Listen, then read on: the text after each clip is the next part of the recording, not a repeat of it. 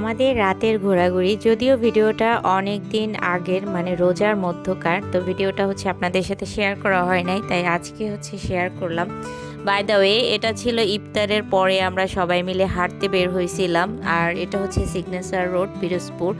আমাদের পিরোজপুর কিন্তু আগের মতো নেই, এখন মোটামুটি আরও অনেক সুন্দর হয়েছে, যদিও পিরোজপুর সবসময় বরাবরই সুন্দর থাকে। আর সব থেকে বড় কথা হয়েছে, যার যেখানে জন্ম তো সেখানে তার ভালো লাগবে, এটাই স্বাভাবিক।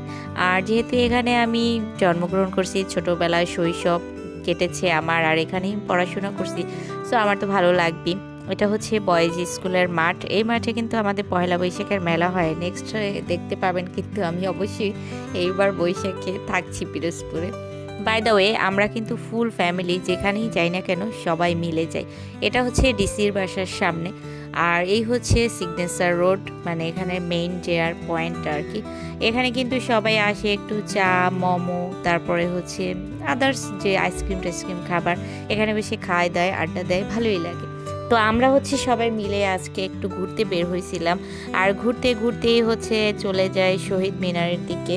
আর শহীদ মিনারে কিন্তু অনেক স্মৃতি আছে আমার ছোটবেলার, এই সেই শহীদ মিনার। এখানে কিন্তু আমি হিউজ পরিমাণে নাচতাম। 26শে মার্চ, 16ই ডিসেম্বর কোনো প্রোগ্রামই বাদ যেত না। তো এটা দেখে পিছনের কথা মনে পড়ে গেল।